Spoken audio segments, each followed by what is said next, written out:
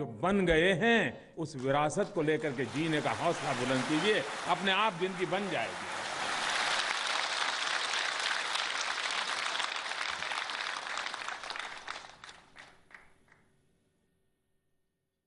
कुंठा, असफलता,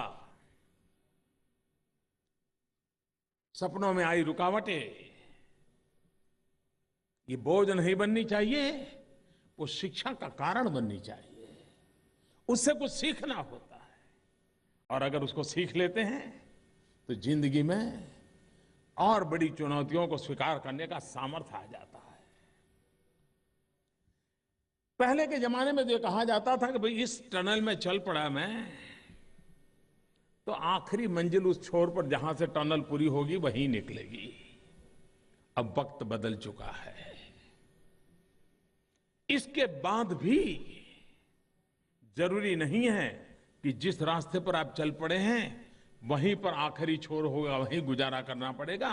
अगर आप में हौसला है तो जंप लगा करके कहीं और भी चले जा सकते हैं, कोई और नई क्षितिज को पार कर सकते हैं। ये बुलंदी होनी चाहिए मन में, ये सपने होने चाहिए। बहुत सारे विद्यार्थी इस देश में यूनिवर्सिटी में पढ़ते होंगे। क्या आप भी उन्हीं करोड़ों विद्यार्थियों में से एक हैं? क्या आप भी उन सैकड़ों यूनिवर्सिटी में से एक यूनिवर्सिटी के स्टूडेंट हैं? मैं समझता हूं सोचने का तरीका बदलिए। आप उन सैकड़ों यूनिवर्सिटी में से एक यूनिवर्सिटी के स्टूडेंट नहीं है। आप उन करोड़ों विद्यार्थियों से की तरह एक विद्यार्थी नहीं है, आप कुछ और है।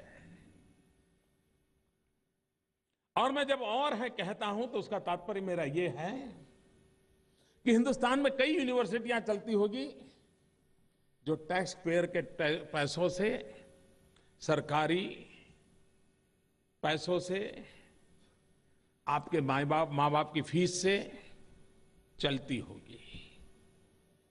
यही एक यूनिवर्सिटी अपवाद है जिसमें बाकी सब होने के उपरांत माता वैष्णो देवी के चरणों में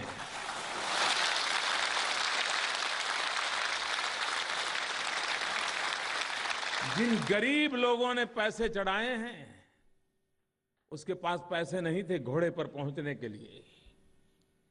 उसकी उम्र 60, 65, 70 हुई होगी। वो अपने गांव से बड़ी मुश्किल से विदाउट रिजर्वेशन चला होगा, केरल से, कन्याकुमारी से वो वैष्णो देवी तक आया होगा।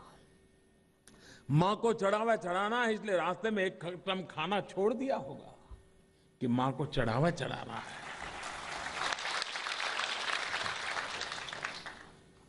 ऐसे गरीब लोगों ने, और हिंदुस्तान के हर कोने के गरीब लोगों ने, किसी एक कोने के नहीं, हर कोने के गरीब लोगों ने इस माता वैष्णो देवी के चरणों में कुछ न कुछ दिया होगा। तब तो उसको लगा होगा कि शायद कुछ पुण्य कमा लूं, लेकिन जो दिया है उसका परिणाम है कि इतना बड़ा पुण्य कमाने का सौभाग्य प्राप्त हुआ।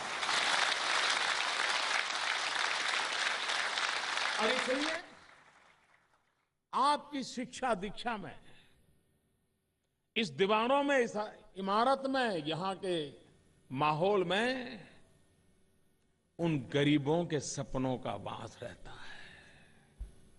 और इसलिए औरों से हम कुछ अलग हैं, और यूनिवर्सिटी से हम कुछ अलग हैं, और शायद ही दुनिया में करोड़ों करोड़ों गरीबों के 2 रुपये 5 रुपये से कोई यूनिवर्सिटी चलती हो। ये अपने आप में एक अजूबा है। और इसलिए इसके प्रति हमारा भाव उन कोटि कोटि गरीबों के प्रति अपनापन का भाव में परिवर्तित होना चाहिए। मुझे कोई गरीब दिखाई दे, मैं जीवन की किसी भी ऊंचाई पर पहुंचा क्यों ना हूं, मुझे उस पल दिखना चाहिए कि इस गरीब के लिए कुछ करूंगा।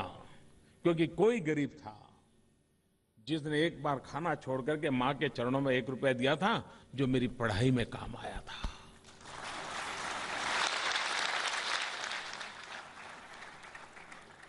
और इसलिए यहां से जब हम जा रहे हैं तब आपको इस बात की भी खुशी होगी, हाश बहुत हो गया,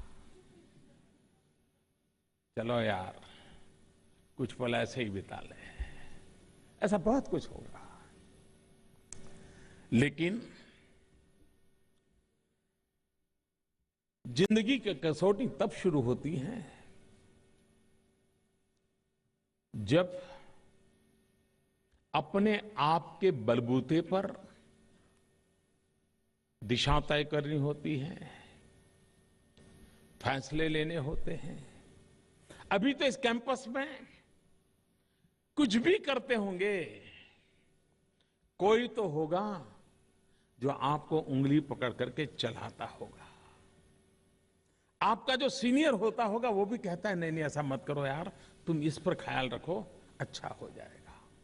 अरे कैंपस के बाहर कोई चाय बेचने वाला होगा, वो भी कहता है भाई अब रात देर हो गई, बहुत ज्यादा मत पढ़ो, जरा सो जाओ, सुबह तुम्हारे एग्जाम है। किसी प्यून ने भी आपको कहा होगा नहीं नहीं भाई ऐसा नहीं करते, अपनी यूनिवर्सिटी है, ऐसा क्यों करते हो। कितने कितने लोगों ने आपको चलाया होगा, सिर्फ क्लासरूम के आपके प्रोफेसर ने नहीं, आपके डीन ने नहीं, इस कैंपस के अंदर भी कई लोगों ने आपको चलाया होगा। लेकिन अब कोई नहीं होगा कि चलो भाई क्लास का टाइम हो गया, अब कोई नहीं होगा कि भाई वो काम पूरा किया कि नहीं किया, अब आपको पूछने वाला कोई नहीं होगा। और जब कोई पूछने वाला नहीं होता है, कोई बताने वाला नहीं होता है, तब हमारी जीवन की कसौटी प्रारंभ होती है, तब हमें ये बातें याद आती है। आप में से कोई अगर टीचिंग प्रोफेशन में जाएगा और जब क्लासरूम में बच्चों के साथ कुछ पढ़ाता होगा और कोई स्टूडेंट ऐसा सवाल पूछ लेगा और आपके बाल नोच लेगा, तब आपको ये क्लासरूम याद आएगा, यार टीचर ने जब बताया था तो मैं तो पीछे बैठ करके मजाक कर रहा था, आज मेरी मजाक हो रही है।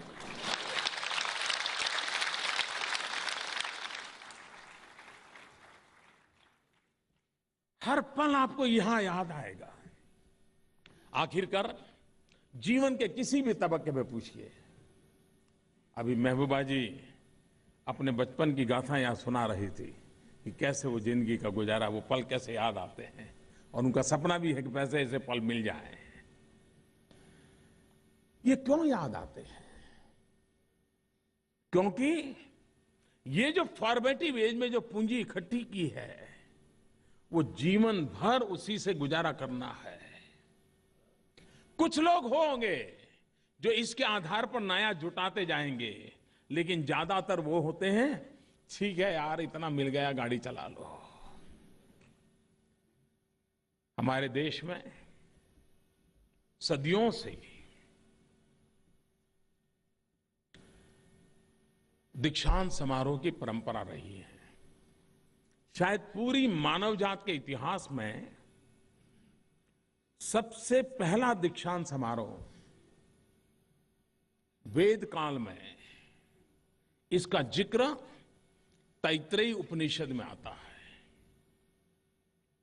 और उसमें पहली बार दीक्षांत समारोह की कल्पना को साकार किया गया है। भारत में ये परंपरा हजारों वर्ष से संस्थागत बनी हुई है, और एक प्रकार से दीक्षांत समारोह यह शिक्षा समारोह नहीं होता है, और इसलिए मुझे आपको शिक्षा देने का हक नहीं बनता है। ये दीक्षांत समारोह है जो शिक्षा हमने पाई है, जो अर्जित किया है, उसको समाज जीवन को दीक्षा के रूप में समर्पित करने के लिए हमने कदम उठाने हैं, समाज के चरणों में रखने के लिए कदम उठाने हैं।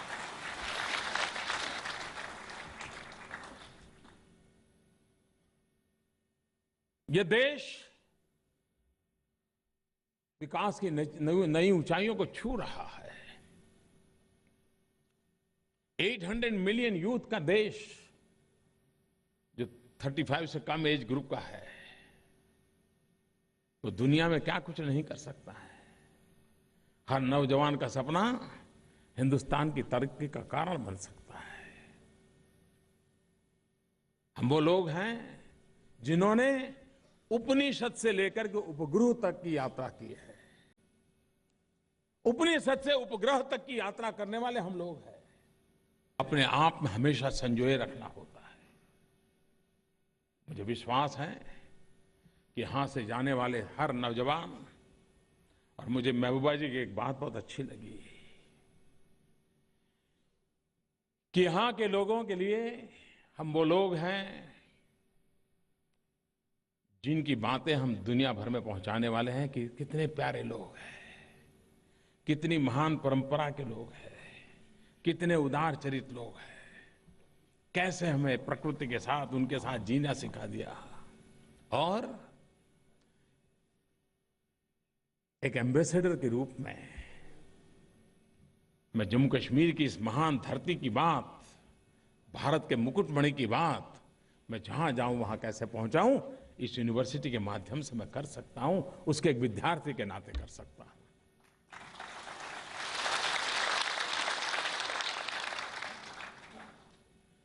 और यही ताकत लेकर के हम जाएं। हिंदुस्तान के अनेक राज्य यहां है। एक प्रकार की यूनिवर्सिटी इस सभागृह में मिनी हिंदुस्तान नजर आ रहा है। भारत के कई कोने होंगे जिसको पता नहीं होगा कि जम्मू कश्मीर की धरती पर भी एक मिनी हिंदुस्तान अपने सपनों को संजो रहा है। तब हर भारतीय के दिलों में कितना आनंद होगा कि जम्मू कश्मीर की धरती पर भारत के भविष्य के लिए सपने संजोए वाले नौजवान मेरे सामने बैठे हैं। उनके लिए कितना आनंद होगा। इस आनंद धारा को लेकर के हम चलें और सबका साथ सबका विकास, साथ सबका चाहिए, विकास सबका होना चाहिए। ये संकल्प ही राष्ट्र को नई ऊंचाइयों पर ले जाता है। और हम एक राष्ट्र को ऊंचाई पर ले जाने वाले एक व्यक्ति के रूप में, एक ऊर्जा के रूप में हम अपने जीवन को कुछ काम आए उस सपनों को लेकर के चले। मेरी इन सभी नौजवानों को हृदय से मेरी बहुत बहुत शुभकामनाएं हैं। विशेष करके जिन बेटियों ने आज पराक्रम दिखाया है उनको मैं लाख लाख बधाइयां देता हूं। उनके माँ बाप को बधाई देता हूं कि उन्होंने अपनी बेटियों को पढ़ने के लिए यहां तक भेजा है। बेटी जब पढ़ती है तब बेटी का तो योगदान है ही है, लेकिन उस मां का ज्यादा योगदान है जो बेटी को पढ़ने के लिए खुद कष्ट उठाती है। वरना मां को तो करता है कि अच्छा होगा वो घर में रहे ताकि छोटे भाई के साथ थोड़ा उसको संभाल लें। अच्छा है घर में रहे, मेहमान आए तो बर्तन साफ के काम आ जाएं। लेकिन वो माँ होती हैं जिसको अपने सुख के लिए नहीं, बच्चों के सुख के लिए जीने का मन करता है, तब माँ बेटी को पढ़ने के लिए बाहर भेजती है। मैं उन माता को भी प्रणाम करता हूँ जिन माताओं ने इस बेटियों को पढ़ाने के लिए आगे आई हैं। उन सबको मैं प्रणाम करते हुए आप सबको बहुत बहुत शुभकामनाएं देता हूँ। धन्यवाद। तो जम्मू कश्मीर में SMVD यूनिवर्सिटी के दीक्षांत समारोह में प्रधानमंत्री नरेंद्र मोदी बोल रहे थे। फिलहाल यहाँ पर हम रुकेंगे एक ब्रेक के लिए।